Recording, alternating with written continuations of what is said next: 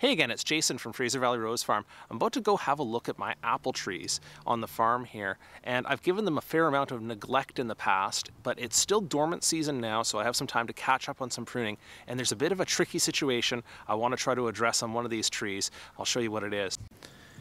Looking at the winter pruning of my apple trees, and as you can see, these trees were poorly supported early on and ended up with this not so subtle lean in the direction that the wind pushes them during the growing season.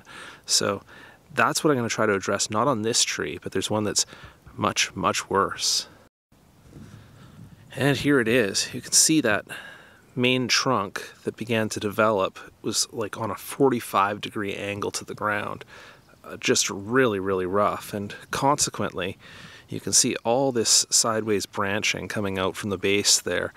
And I showed a picture of this to one of my friends who ran an orchard in Romania, and he made a recommendation that he said it might seem like it's really extreme, but it's to take a cut just before or just after that one rather vertical shoot on the far left, and see if you can get that to form into a new trunk.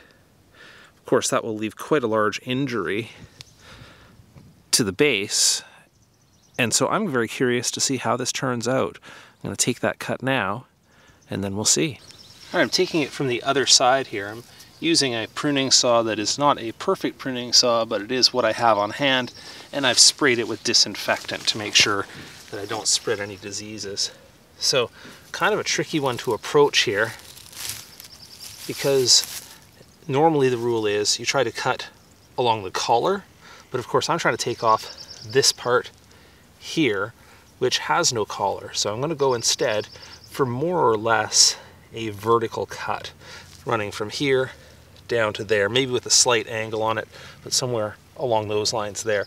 And just to make it as clean as I can, the first thing I'm going to do is try to clear out a little space underneath and cut it from the bottom. And cutting it from the bottom just to score it and make sure that it comes off cleanly without stripping bark down to the ground.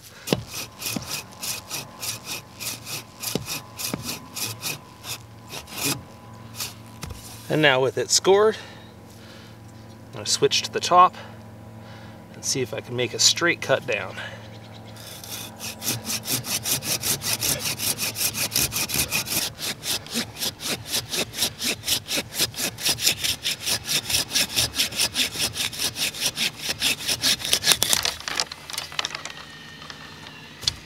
All right, that's the cut.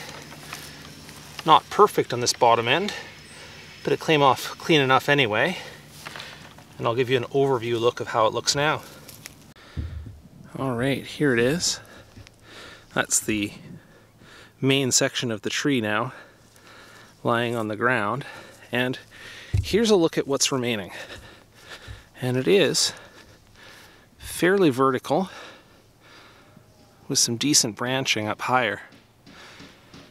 I see here that there's another shoot coming from way down low, and it kind of winds strangely around the new trunk. So I can't have that. So now that's gone. This is clearly the kind of video that requires some follow-up to see how it turns out, but I would be very curious to hear from other people who know more about fruit trees than I do about whether they think that that's extreme of a, well, I guess it's a low down heading, could be successful, or what you think the chances are, and even a piece of advice on whether or how I should top this now to make a good formed tree in the future. So hope I can hear from you in the comments.